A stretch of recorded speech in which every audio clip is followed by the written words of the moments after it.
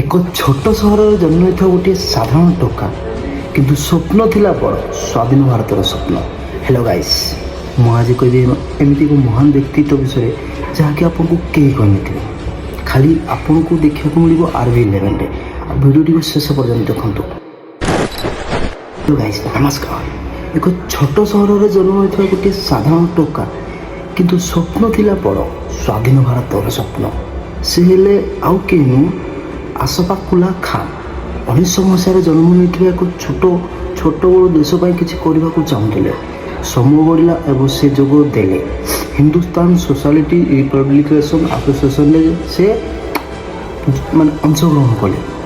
1925 ମସିହା Kakori train action. ଏହି ଘଟଣା ବ୍ରିଟିଶ ଶାସନକୁ ଚ୍ୟାଲେଞ୍ଜ କରିଦେଲା। କିଛି ଦିନ ପରେ ସେ ଧରା ପଡ଼ିଲେ। ଜେଲରେ ନିର୍ମମ ଯନ୍ତ୍ରଣା ଦିଆଗଲା କିନ୍ତୁ ସେ କାହାର ନାମ ଖୋଲିଲେ ନାହିଁ। ଡିସେମ୍ବର 1927ରେ ତାଙ୍କୁ ଫାଶୀ ଦିଆଗଲା।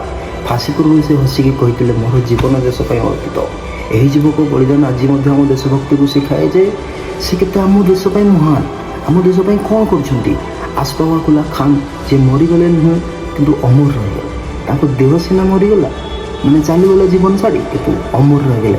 ସମସ୍ତଙ୍କ ଭାରତୀୟଙ୍କ ଭିତରେ ଅମର ରହିଗଲେ। ତାଙ୍କୁ ଆମେ ତାଙ୍କ ବିଷୟରେ ତ କିଛି କରିପାରିବାନି, କିନ୍ତୁ ଭିଡ଼ିଓଟି ଯଦି ପସନ୍ଦ ଆସିଛି ଲାଇକ୍ କରନ୍ତୁ, ସେୟାର କରନ୍ତୁ, କମେଣ୍ଟ କରନ୍ତୁ ଓ ସବସ୍କ୍ରାଇବ୍ କରନ୍ତୁ। ଆଉ ଏମିତି ଇଣ୍ଟରେଷ୍ଟିଂ ଭିଡ଼ିଓ ଦେଖିବାକୁ ଚ୍ୟାନେଲଟିକୁ ସବସ୍କ୍ରାଇବ୍ କରି ରଖନ୍ତୁ ଆଉ ବେଲ୍ ଆଇକନ୍ଟିକୁ ଦବାଇକି ରଖନ୍ତୁ। ଆଉ ଗୋଟେ କଥା ଆଜ୍ଞା, ମୁଁ କହିବା ଷ୍ଟାଇଲ୍ ଟିକେ ସ୍ପିଡ଼ ହେଇଥାଇପାରେ କିନ୍ତୁ ଠିକ୍ ତ କହୁଛି। ଜୟ ଜଗନ୍ନାଥ, ବନ୍ଦେ ଉତ୍କଳ, ଜୟ ହିନ୍ଦ।